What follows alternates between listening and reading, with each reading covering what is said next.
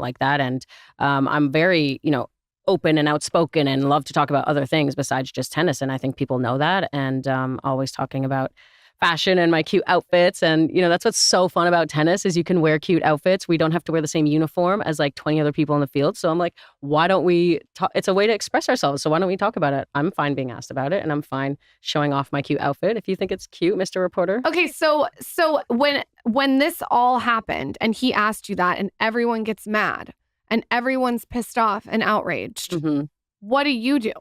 Well, my 20-year-old self in the press conference was like, look, I'm fine if you ask me to twirl, if you ask the guys to like flex their muscles or something. I was like, just give me a little something back, So what does the audience say? Are they mad that you said that? It was like a big deal. I mean, is the audience pissed at you then? They called it Twirlgate, Lauren. They did, yeah. Okay. I see that on my notes. I remember seeing this on TikTok, but are they mad at you that you're not mad at the reporter? I don't know. I try to not like read too far deep into like She's comments. Like, I've tried to move on from this. I'm trying, not to. But I do remember actually a month later, I was in LA for some like pre-Oscar parties and stuff. And Mark Wahlberg came up to me and he was like, you're the Twirlgate girl. And he was like, I got so annoyed that guy asked you that. And he was like, I just want to like, and I was like, whoa, first of all, this is like, you're really exactly what I thought you would be like in person. All your movie characters are really accurate. And I just thought it was cute that he like wanted to defend me. And I was like, but it's okay. I was okay with it, but he was like mad on my behalf. You understand? Yeah. He's one of those guys I was talking about earlier. Yeah, exactly. Yeah, he's exactly one of those. What is the cute tennis outfits that you're wearing? Like, what are the brands that we need to look at? And I'm asking this question selfishly for myself. Well, I'm only going to give you one answer and one answer only, New Balance, because I'm endorsed by them. Are you wearing New Balance right now? No, this is like a tennis core outfit, but this is like casual, right? But I have lots of cute New Balance outfits. And recently my outfit is like a little crop top with a skirt, which I think is fun and cute. Yes, I've been begging them for crop tops for years and we finally got one.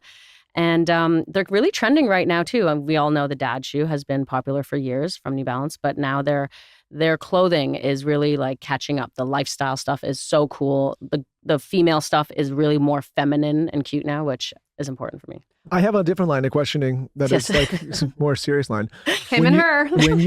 when you go and you get ready for competition and you've been training all this, like what are there things you do to mentally prepare yourself before you step on the court? Are there things like leading up to that, or is it just like what do those practices look like? Yeah, for sure. Something one of my longtime coach taught me was visualization. So that's something I would do actually the night before the match. And then I would wake up and do it in the morning as well. And then if I had time, even kind of right before the match while waiting in the locker room, it's something I would just take a few minutes, close my eyes and imagine how I wanted to play and just, positive reinforcement of like playing well, winning, executing the right shot. So that was a big learning curve for me. And it really showed me that it's effective and it helps. It's kind of like doing mental reps without doing physical reps. So that was a huge one. Besides that, I like to listen to music and just really get like pumped up. I got to be like sweating when I get on the court. I want to be warm because I want to be ready to go from the first point. What's the music? Like what kind of? So randomly, I like Latin music to like get moving, which is super. That makes sense though, because you move your hips. Right, exactly. And I'm like, I'm not a great